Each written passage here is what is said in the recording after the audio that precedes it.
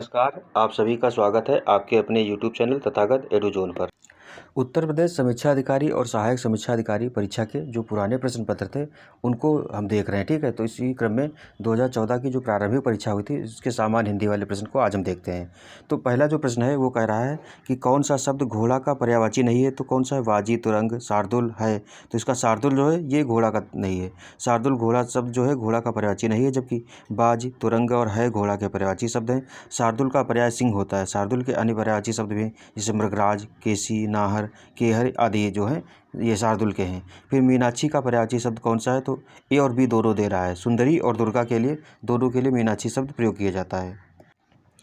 मीनाक्षी का पर्यायवाची शब्द सुंदरी तथा दुर्गा दोनों में होता है। मीनाक्षी का आशय मीन की तरह आंख वाली होता है। आयोग ने इसका उत्तर ए और बी दोनों माना था, ठीक है। कौन सा शब्द नाग का पर्यायवाची नहीं है? तो कौन सा? डी नहीं है, तुरंग नहीं है। सर्प है, अहि है, विषधर है। तुरंग का पर्यायवाची घोड़ा होता है। तुरंग के अन्य पर्यायवाची हैं अश्व, घोटक, है, वाजी, रविसुत, सैंधव आदि, जबकि सर्प, अहि और विषधर नाग के पर्यायवाची हैं। कौन सा शब्द दैत्य का पर्यायवाची नहीं है? तो कौन सा? भूसुर नहीं है। निशाचर है, दानव है, राक्षस है। दिए गए विकल्पों में भूसुर नहीं होता है, जबकि अन्य तीनों विकल्प दैत्य के पर्याय हैं। जैसे कि भूसुर का पर्याय क्या होता है? तो ब्राह्मण होता है। भूसुर के अन्य पर्यायवाची हैं द्विज, महीश्वर, भूदेव, विप्र आदि। जो रूख होता है, रूख का पर्यायवाची शब्द कौन सा है? तो विटप का, यानी कि रूख मतलब पेड़ को कहा जाता है। रूख का पर्यायवाची शब्द विटप होता है। रूख का अन्य पर्यायवाची शब्द है वृक्ष, पेड़, द्रुम, पादप, विटप आदि। हेरम्ब गणेश का पर्यायवाची शब्द है। फिर इसको आयोग ने हटा दिया था। कौन सा शब्द जो है ब्रह्मा का पर्यायवाची नहीं है? तो कौन सा? डी ऑप्शन, चतुर्भुज जो दे रहा है। कमलासन है, चतुरानन है, चतुर्मुख है। तो विष्णु के अन्य पर्यायवाची शब्द कौन है? ये चतुर्भुज होता है विष्णु जी का है। नारायण, हरि, चक्रपाणि, मुकुंद, जनार्दन, गोविंद, लक्ष्मीपति आदि जो विष्णु के हैं। फिर ब्रह्मा का पर्यायवाची है कमलासन, चतुर्भुज, विरंच, पितामह, चतुरानन, चतुर्मुख, प्रजापति, स्वयंभू आदि ये जो है ब्रह्मा जी के हैं, ठीक है। अगला है कौन सा शब्द भ्रमर का पर्यायवाची नहीं है? तो ए शलभ जो होता है भ्रमर का नहीं है। चंचरीक है, सिलीमुख है, मिलिंद है। शलभ भ्रमर का पर्यायवाची शब्द नहीं है। भ्रमर के पर्यायवाची शब्द हैं चंचरीक, अल, मिलिंद, सिलीमुख, सारंग इत्यादि। सिलीमुख बाण का भी पर्यायवाची होता है। बाण के अन्य पर्यायवाची शब्द कौन कौन से हैं? तो विशिख, सर, नाराज इत्यादि, जबकि शलभ का पर्यायवाची क्या? पतंगा होता है। कौन सा शब्द इंद्र का पर्यायवाची नहीं? तो पुरंदर है, शक्र है, मधवा है, लेकिन गणाधिप नहीं है। तो उक्त विकल्पों में जो इंद्र का पर्यायवाची गणाधिप नहीं है, जबकि अन्य तीनों विकल्प पुरंदर, शक्र और मधवा इंद्र के पर्यायवाची हैं। गणाधिप गणेश का पर्यायवाची होता है। हिरण्यगर्भ का पर्यायवाची शब्द क्या है? तो पी, यानी कि ब्रह्मा। जो ब्रह्मा का पर्यायवाची शब्द है वो हिरण्यगर्भ है। ब्रह्मा के अन्य पर्यायवाची शब्द हैं पितामह, स्वयंभू, चतुरानन, सृष्टा, प्रजापति, कमलासन, आत्मभू। विष्णु का पर्याय अच्युत, जनार्दन, चक्रपाणि, मुकुंद, नारायण, गरुड़ध्वज आदि हैं। महेश का पर्याय होता है शिव, उमापति, महादेव, त्रिपुरारि, देवाधिदेव, मदनारि, चंद्रमौलि आदि हैं। गणेश का पर्याय हेरम्ब, विघ्न विनाशक, गणपति, लंबोदर, एकदंत विनायक, गजानन आदि हैं। तो आयोग ने इसका उत्तर ए और दो माना है, ए और बी दोनों माना है। फिर अगला कह रहा है कि कौन सा शब्द दास का पर्यायवाची नहीं है? तो इसमें अनुचर, परिकर, भृत्य, सेवक। तो उक्त विकल्पों में दास का पर्यायवाची परिकर भी होता है, जबकि अन्य तीन विकल्प अनुचर, भृत्य और सेवक दास के पर्यायवाची हैं। तो सारे हैं, इसलिए आयोग ने इस आंसर जो उत्तर क्वेश्चन था इसी को हटा दिया था। अगला है विलोम शब्द वाले में। तो जंगम का विलोम शब्द कौन सा होता है? सी, स्थावर का जंगम होता है। और दुर्गम का विलोम शब्द सुगम होता है। अगम का भी सुगम होता है तथा चंचल का स्थिर होता है। सृष्टि का विलोम शब्द कौन सा है? तो प्रलय। सृष्टि का विलोम प्रलय होता है, जबकि व्यष्टि का विलोम शब्द समष्टि होता है। शेष असंगत है।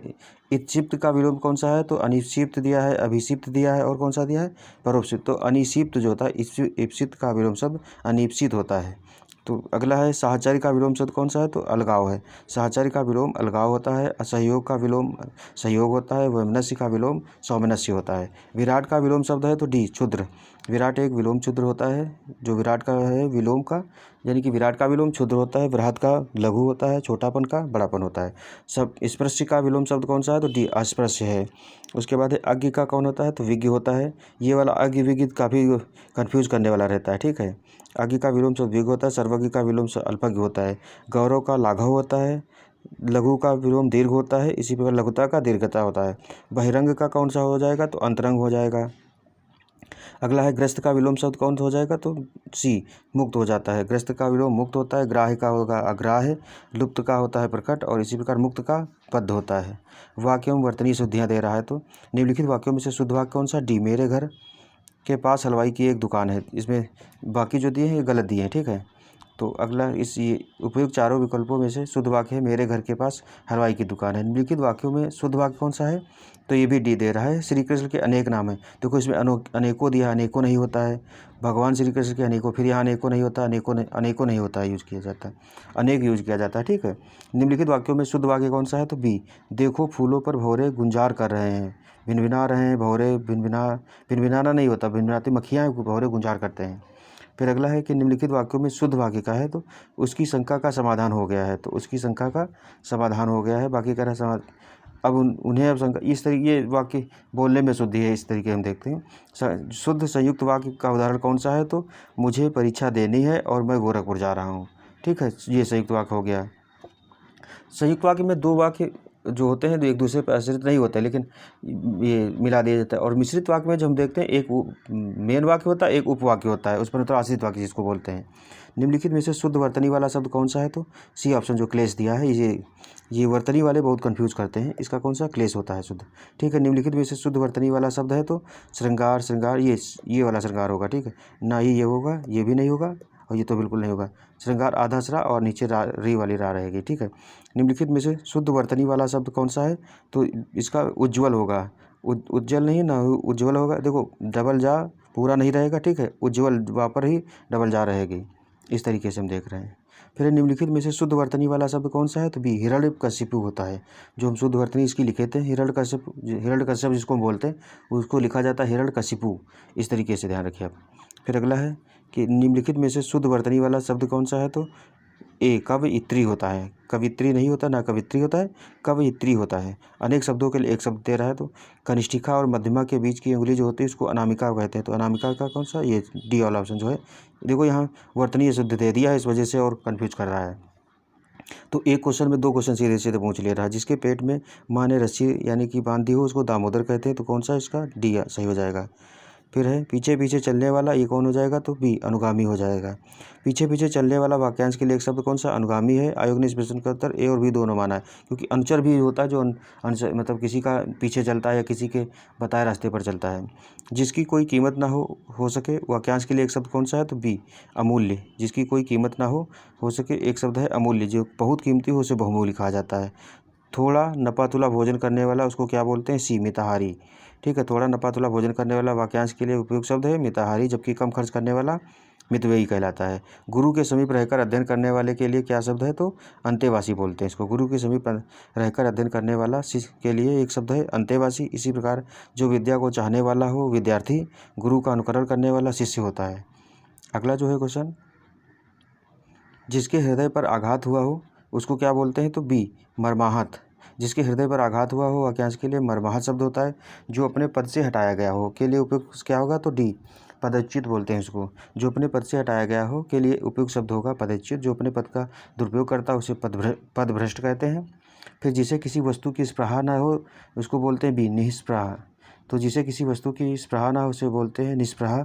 आयोग ने इस उत्तर का बी और सी दोनों माना है। निस्पृह भी होता है, निस्पृहा ये लिखने के तरीके में अंतर है, बाकी दोनों का अर्थ एक ही होता है। जिसकी पूर्व से कोई आशा ना हो, इसके लिए कौन सा? तो अप्रत्याशित होता है। जिसकी पूर्व से कोई आशा ना हो अप्रत्याशित होता है इसके लिए।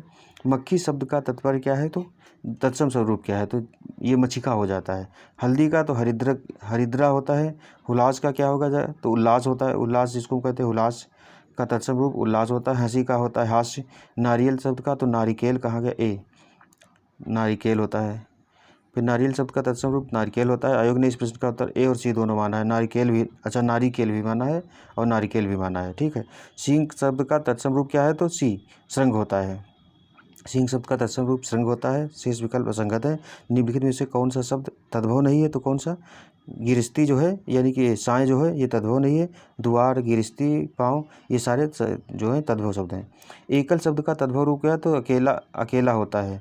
फिर एक करपट का शब्द का तद्भव रूप कौन सा हो जाएगा? तो कपड़ा होता है।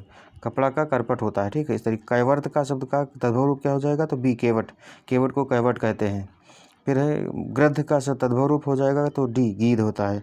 फिर विशेषण जिस संज्ञा की विशेषता बताता है उसे कहते हैं तो विशेष कहते हैं, ठीक है। निम्नलिखित में से कौन सा शब्द विशेष है? तो आसीन, अग्नि, मधुर। तो अग्नि है, ये नाम है किसी का, यानी कि अग्नि खुद ही एक वस्तु है, या वस्तु का है या द्रव्य है, तो इस वजह से अग्नि विशेष हो गया।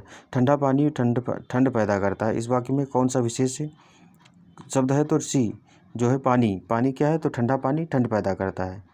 फिर अगला दे रहा है, निम्नलिखित में से कौन सा शब्द विशेष है? तो अनासक्ति, अनासिक्त शक्ति जो है, ये कौन सा विशेष है? अनासक्त विशेषण, अनुशंसित, अपमानित, ये सारे विशेषण हो जाएंगे। निम्नलिखित में से कौन सा शब्द विशेष है? तो कौन सा? विषाद जो हो जाएगा, यानी कि डी। विशेष कौन सा? विषाद। विषाद का विशेषण विसर्ण होता है। दिए गए विकल्पों में से विशेष शब्द विषाद है, इसका विशेषण विसर्ण होता है, जबकि पौष्टिक, भावुक और पाठकीय विशेषण है। धुंधला शब्द में विशेषण है, तो बी गुणवाचक विशेषण। धुंधला शब्द में गुणवाचक विशेषण है। गुणवाचक विशेषण के अन्य उदाहरण हैं काला, सफ़ेद, मोटा, पतला, गरीबी, खट्टा, मीठा। सरीखा शब्द में विशेषण कौन सा है? तो इसका गुणवाचक विशेषण होता है।